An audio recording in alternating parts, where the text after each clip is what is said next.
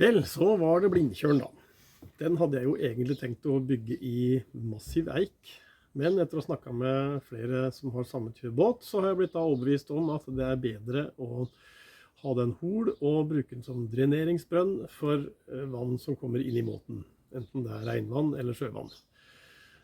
Den båttypen her er ikke spesielt dyp, så det er ikke noe brønn som vannet samler seg i, og da blir vann lett liggende og skvalpe frem og tilbake i båten.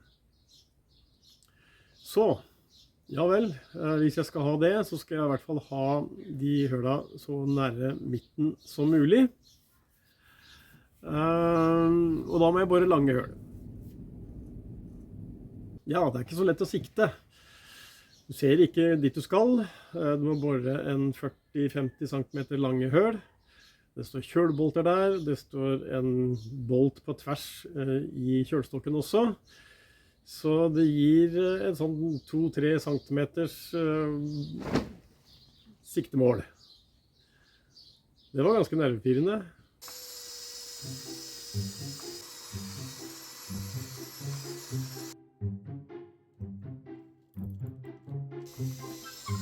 Jeg begynte med 12 og 14 mm bor og øka til 16 til slutt.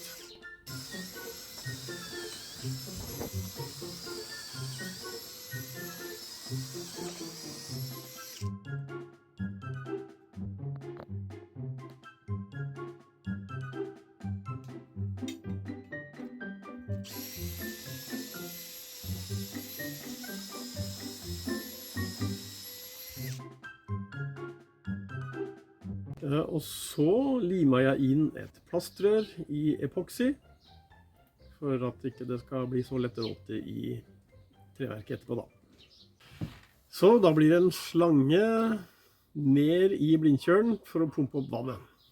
Det er jo ikke akkurat noe enklere løsning. Det er en helt annen jobb enn å bygge en massiv eik Blindtjørn. Men det blir vel en bedre løsning og en tørrere båt. Så det betyr at jeg må lage et innvendig rammeverk, og så ha noen plater på utsiden.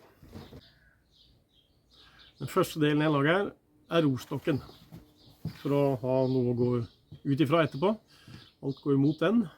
Sager en holkil til roret, og så limer jeg på flere biter etter hvert, for å få en brei.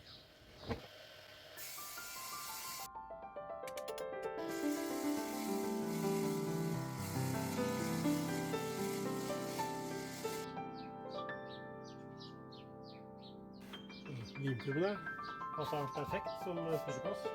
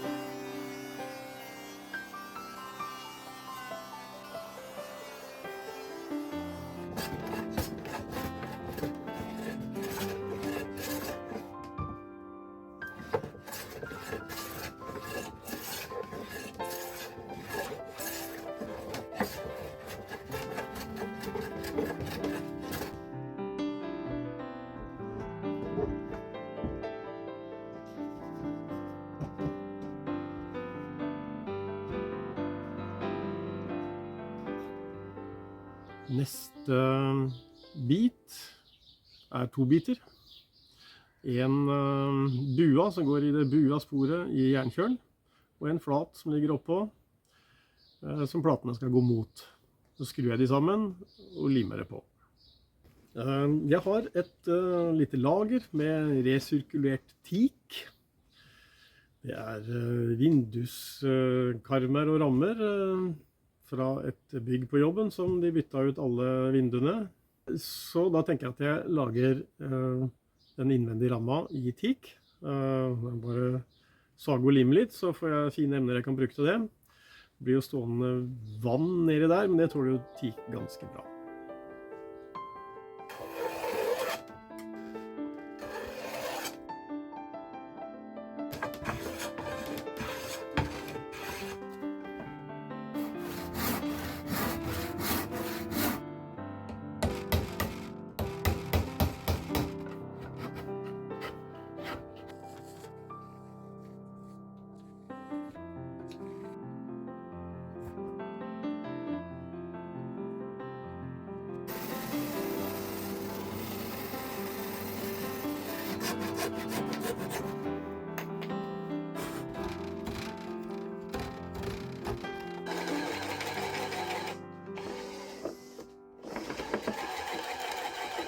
Neste delen lager jeg av vinduslister i teak.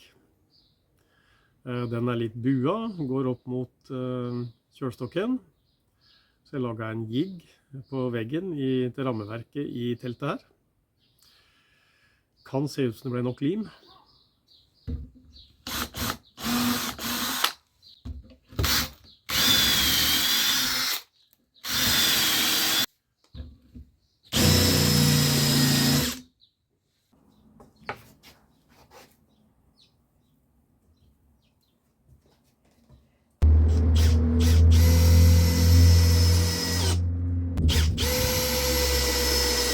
Jeg fyller ganske mye epoxy i det sporet for at det skal være tett der og ikke samles av noen lommer med vann.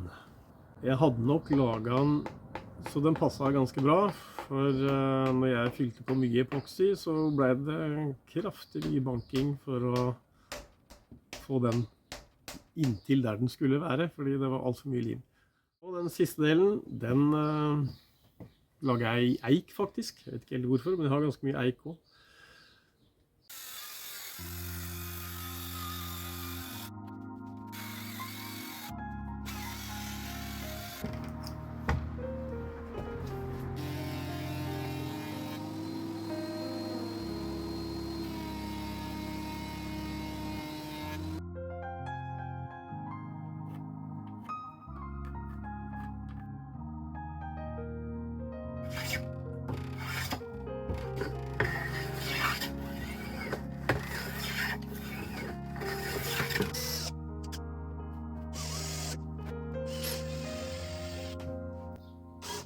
Og så bare høl i de siste kjølboltene.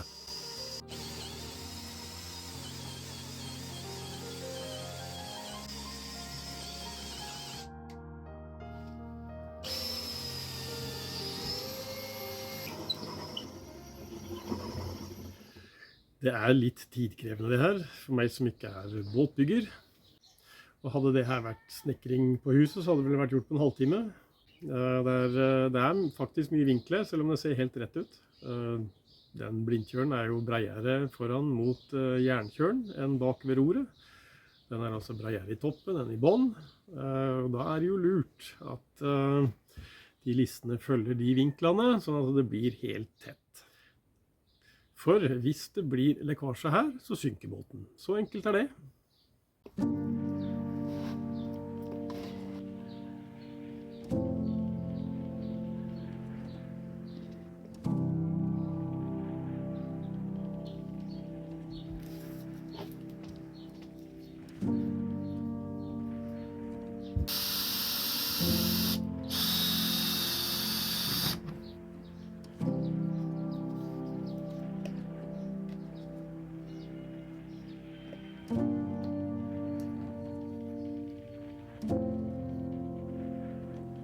Så da er den innvendige rammen til blindkjølen endelig ferdig. De siste bitene er for avstiving, men de må ha hull i seg for at vannet skal renne fritt igjennom.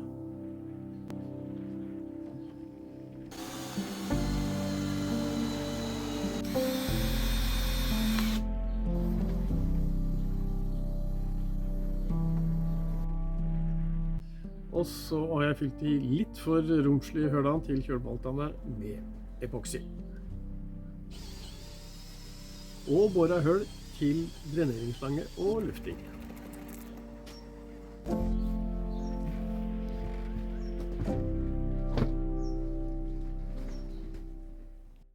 Så var det platene da. Platene som skal være utvendig på blindkjølen. Det beste er å få tak i marin kryssfiner som tåler å stå under vann. Det er jo omtrent umulig å få tak i. Det vanligste er å ta veldig bra kryssfiner og smøre det inn med epoxy og glassfiberduk. Det blir tett med noe griser i. Jeg går for et temmelig utradisjonelt, lite kjent valg her. Det finnes en type MDF-plate, en variant av Accoya, som en sånn type behandlet treverk, så det varer i evig, omtrent. Ja. Som heter Tricoya Extreme. Garantert 25 år under vann, i hvert fall i ferskvann. Jeg prøver i saltvann. Grisedyr. Men forhåpentligvis bra. Jeg skal si fra hvis den svelger om noen år. Ok, først så lager vi en mal av filerbiter med lipestol.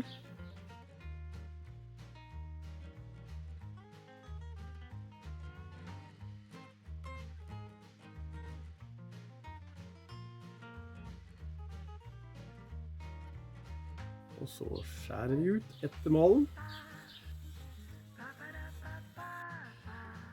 Så høvler vi den bua siden, med en høvel som kan justeres for å høvle bue.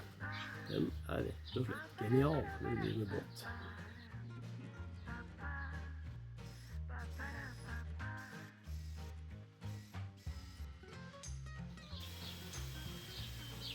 Full til dreneringspropp.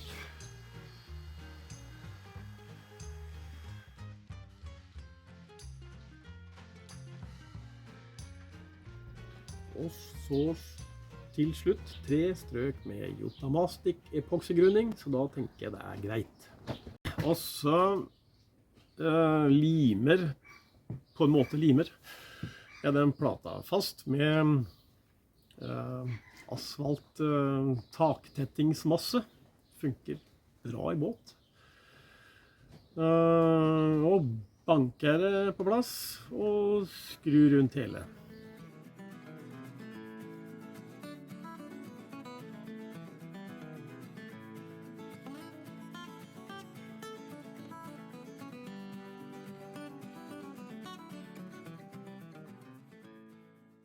Så til slutt, så bare sparkle igjen skruhøla med epoxy. Trenger ikke propper her, det er dødt materiale. Og litt grunning over til slutt.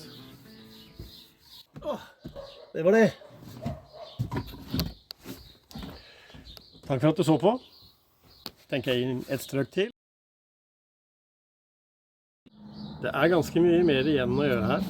Jeg har tenkt å ha den båten på vann i år. Jeg har lov av kona at den skal ut av hagen her. Hvis ikke så blir jeg vel kastet ut sammen med båten. Så det er bare å stå på.